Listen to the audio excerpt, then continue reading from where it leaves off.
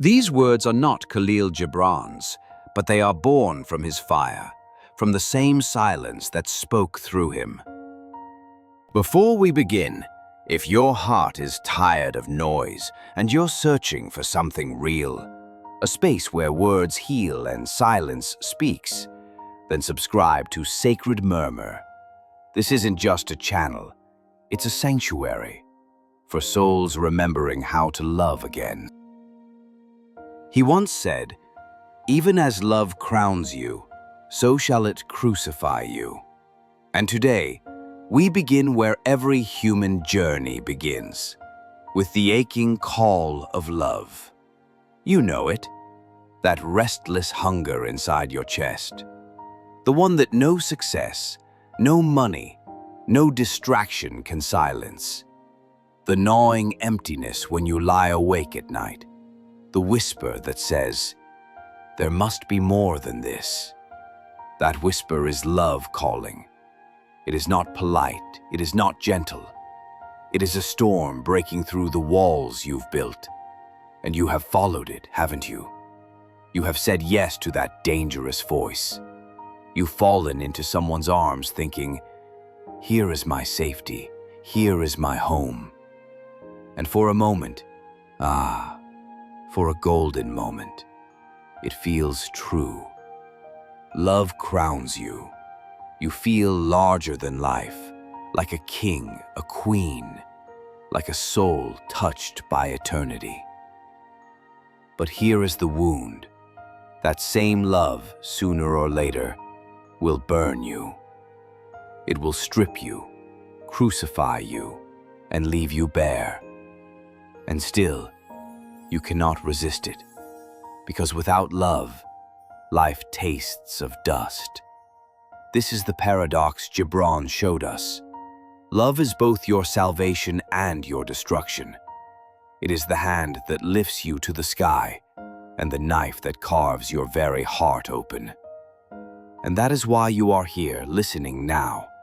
Not because you want pretty words, not because you want comfort, but because something inside you already knows. Love is the only teacher worth suffering for. So, walk with me. Let us dive together into the crown and the crucifixion of love, into its beauty, into its terror, into its secret blessing.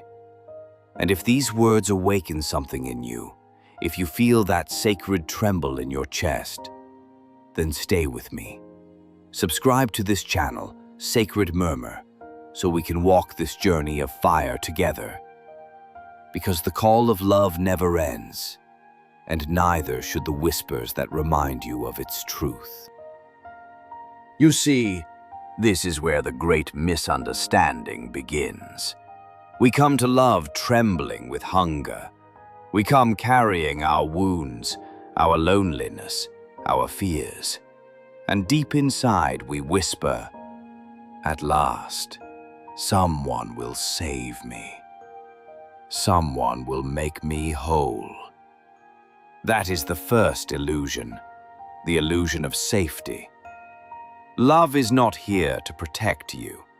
It is not here to patch up the cracks in your soul or build you a fortress against the storms of life. No, love is the storm itself. And yet, haven't you begged for it? Haven't you prayed, "Let this one stay. Let this one never leave me. Let this one make me safe"? And when they did not, when they betrayed or left or grew distant, didn't you curse love itself? Didn't you whisper in rage, "Love is a lie"? It always hurts me, but listen carefully. It was not love that failed you. It was your illusion. You mistook love for a soft pillow, when in truth it was fire. Khalil Gibran wrote, "Think not that you can direct the course of love, for love, if it finds you worthy, directs your course." Do you hear the danger in those words? Love does not move according to your need for comfort. It moves according to its own wild law. And here lies the pain. You wanted love to keep you safe. Instead, it came to break your chains. You wanted a shelter. Instead, it set your house on fire. And yet, the ashes it leaves behind are the soil from which a truer self can grow.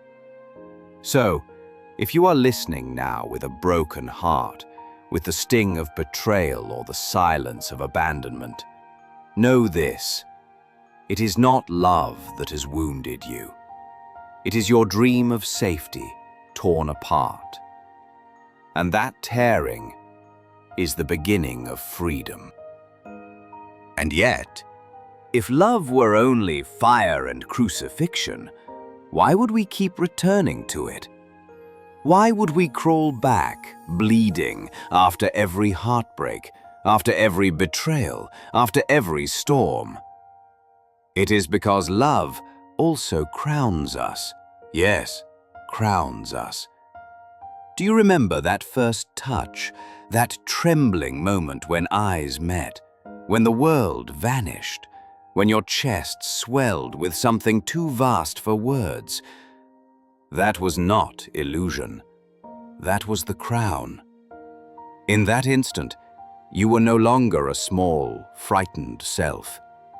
You were a flame, a king, a soul expanded beyond the limits of flesh and fear. The birds seemed to sing for you. The wind carried your name. Everything shimmered with secret meaning.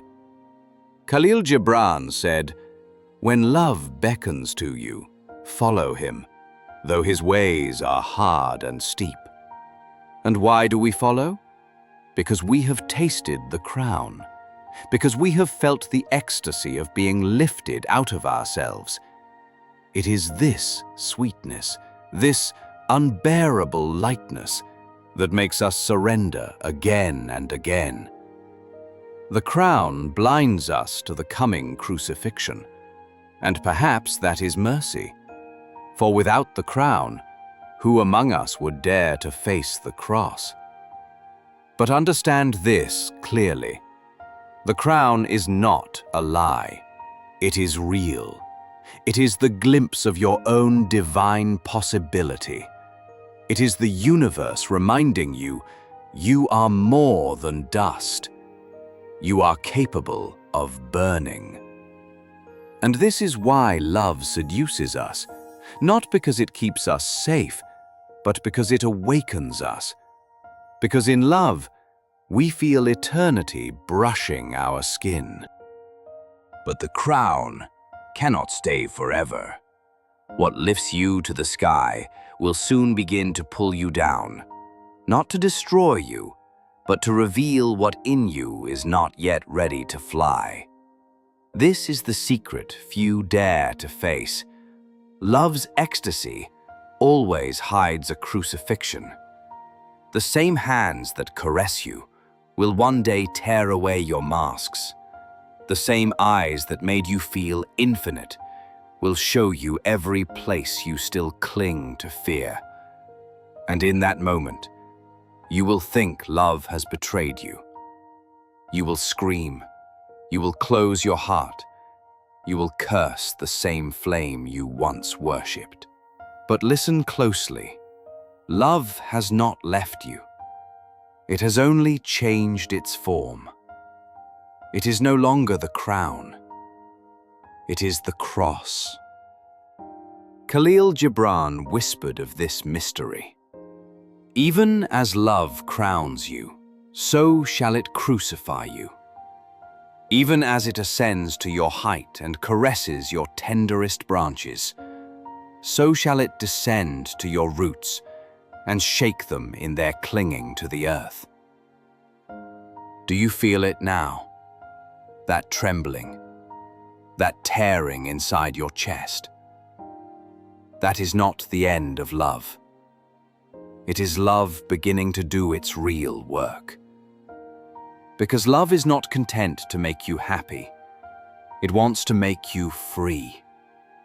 And for that, it must kill the ego, the small self that says, "This person belongs to me.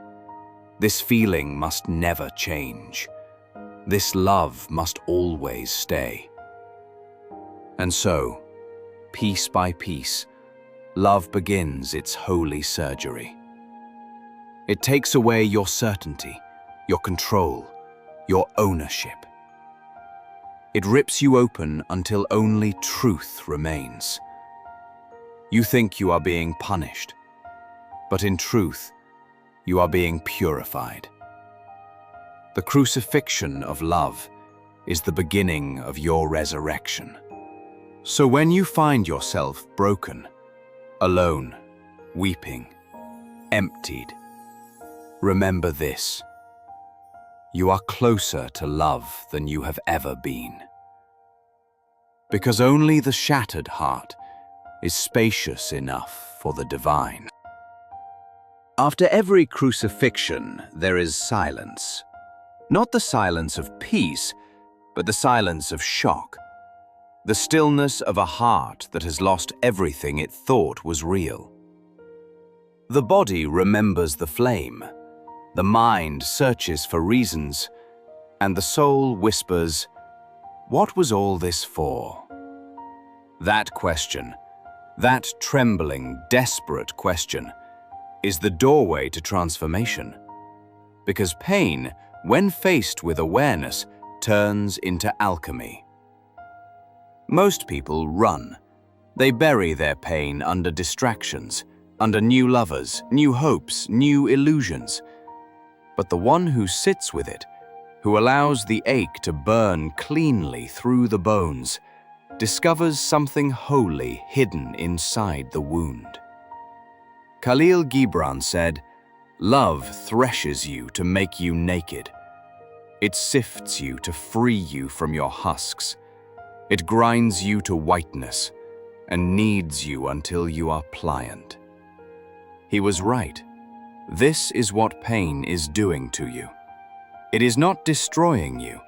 It is preparing you. It is grinding your hardness into softness. It is breaking your shell so that life may enter. Every tear is sacred chemistry. Every sleepless night is a furnace, melting away the false gold of the ego, so that pure love may emerge. Love without need, without fear, without demand. This is why the mystics never run from pain. They bow to it. They say, "Thank you, beloved, for carving me open." For only in the broken do the stars find space to shine. So if you are standing in your ruins now, if you feel hollow, lost, or abandoned, don't rush to rebuild. Stay in the ashes a little longer. There is a strange sweetness there, the sweetness of transformation, the hidden alchemy of love's fire. For from this silence, something new will be born. Not the old self patched together, but a new being, wide, luminous, and free. There comes a moment, after all the resistance has been exhausted, after every wall has crumbled, when you realize you were never meant to control love. You were only meant to surrender to it. That's when the real journey begins. You see, the mind wants possession. It wants to hold, to secure, to name, to label. But love is the wind. You cannot cage the wind without killing its song. And that's the tragedy of human love. We try to make eternity out of what is meant to flow. We say forever, when what we truly mean is, "Don't leave me." Khalil Gibran whispered to the lovers, "Let there be spaces in your togetherness." But who listens? We confuse love with ownership, And in that confusion, we lose both love and freedom. True love is terrifying because it demands the death of the ego. It asks you to walk naked into the unknown, to trust without security, to give without guarantee. That's why most people never experience it. They stay on the surface, safe in their cages, calling it romance, calling it relationship, but never daring to drown. Yet surrender? That is where the divine enters. When you no longer say, "I love you," but rather, "Love moves through me. I am not the doer." In that moment, the lover disappears. Only love remains. The ocean swallows the drop. And for the first time, you are free, even in devotion. This is not weakness. This is courage of the highest order. To let go when the mind screams to hold. To trust that love, even when invisible, is never gone. It merely changes form. When you surrender, you are no longer asking life to behave your way. You begin to dance with it. You begin to move like a river, sometimes fierce, sometimes gentle, but always alive. And that is when the miracle happens. You no longer need love. You are love. There comes a moment when love no longer seeks a destination. It is no longer a longing for someone. It becomes a fragrance of being. You are not loving someone anymore. You are love itself, moving, breathing, existing. This is the silence Khalil Gibran wrote of when he said, "Love has no other desire but to fulfill itself." When it fulfills itself, it dissolves the lover and the beloved. What remains is prayer, not the prayer of words, not a ritual, but a living vibration of gratitude. You breathe, and it feels like worship. You walk, and every step is sacred. You touch, and everything becomes divine. You begin to see that every heartbreak was grace, every loss was cleansing, every wound was a teacher, every silence a doorway. Because love was never meant to end in another person. It was meant to end in God. And when that love matures, you stop asking for anything from life. Because you realize life itself has always been your beloved. You bow, you smile, you fall into stillness, and that stillness is your prayer. So, if you are listening now, not by accident, but by destiny, remember this: what you call pain today is love's secret work. It is breaking you open so that the divine can breathe through you. Don't run from it. Don't numb it. Let it happen. Let love do what it came here to do, to awaken you. And when you awaken, don't keep this flame only for yourself. Let it touch others. Let it heal the ones still lost in their storm. If these words found you in your darkness, if they reminded you that love is still sacred, that your heart still carries the divine, then let this space between us grow. Subscribe to Sacred Murmur, not for content, but for communion, for whispers that remind you who you are, for words that don't just speak, but breathe with you.